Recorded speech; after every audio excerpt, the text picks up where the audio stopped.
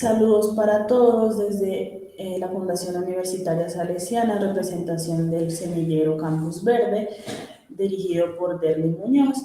Realizamos una propuesta de aprovechamiento de los residuos orgánicos en el Campus Centro Don Bosco, mi compañera Sara Gómez y yo, Ana García. Bueno, inicialmente vamos a dar la definición de qué es la materia orgánica según Ruiz. Y esta es cualquier tipo de material de origen animal o vegetal que regresa al suelo después de un proceso de descomposición en el que participan microorganismos y cambia de su forma orgánica a su forma inorgánica. Este proyecto surgió de una evaluación realizada en el Campus Centro Don Bosco de Bogotá y según el Informe Nacional de Disposición Final de Residuos Sólidos del año 2020, en un año se producen cerca de 11 millones de toneladas de residuos sólidos en Colombia, del cual el 40% son residuos orgánicos. Por lo tanto, se evidencia que hay una gran cantidad de materia orgánica que puede ser aprovechable. Y es por ello que nuestro objetivo principal es generar una estrategia para el aprovechamiento de los residuos orgánicos en el campus Centro Don Bosco. Nuestros objetivos específicos, primero, es ejecutar una revisión de la literatura actual acerca del aprovechamiento de los residuos orgánicos. Segundo, determinar la cantidad de residuos orgánicos producidos en el campus Centro Don Bosco. Tercero, establecer condiciones necesarias para el aprovechamiento de los residuos orgánicos. Hablando de nuestra metodología, estaba en concordancia con nuestros objetivos específicos y es por eso que lo dividimos en tres fases. La fase número 1 es una revisión sistemática que realizamos a ciertos autores donde analizamos su perspectiva científica y la dividimos en una contextualización de los residuos orgánicos, luego una clasificación y por último 2 métodos de tratamiento para el mismo. Posteriormente, la fase 2 se trata de la determinación de la cantidad y la periodicidad de producción de residuos orgánicos aquí en el campus y en este momento nos encontramos en esta fase. Y la tercera y última es establecer las condiciones necesarias para la implementación de una propuesta de aprovechamiento. Hablando un poco del referente teórico, hallamos que la composición de la materia orgánica es mayoritariamente carbono, hidrógeno y oxígeno y en menor proporción azufre, fósforo y nitrógeno. Asimismo, hablando de los métodos de tratamiento, elegimos dos, el cual es el compostaje, que es un proceso aerobio de degradación de materia orgánica con aumento de temperatura controlada, donde intervienen microorganismos.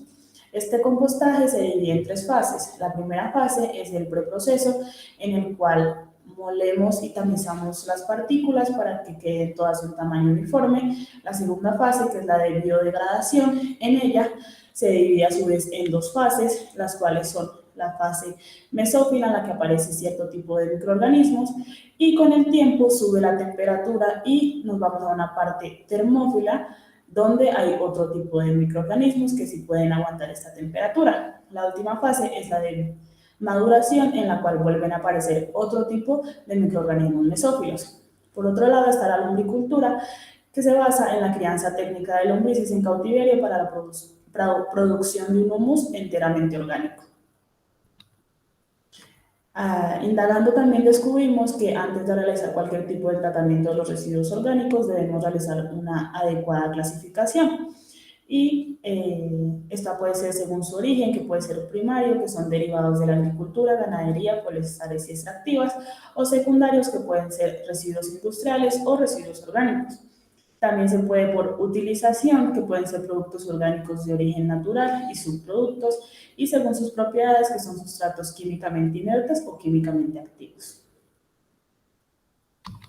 Bueno, los resultados en la primera fase, inicialmente hablaremos del compostaje y los parámetros que se deben cumplir en el compostaje para que este realmente sea aprovechable son la temperatura, la humedad, la aireación, el pH y el oxígeno. La temperatura es una constante que debe ser observada cada día y esta no puede ser superior a 70 grados Celsius, ya que la materia se mineraliza y se pierden los nutrientes. Se debe tener un pH de 7 a 8, una humedad del 45 al 60% y la temperatura en la primera fase debe estar de 20 a 70 grados Celsius y en la segunda fase de 30 grados Celsius. Los beneficios del compostaje, uno de ellos es que reduce la cantidad de residuos sólidos urbanos al utilizar los residuos orgánicos. Además, mejora la actividad biológica del suelo y la productividad de la tierra. El compostaje brinda propiedades físico-químicas al suelo, esto quiere decir que brinda macro y micronutrientes.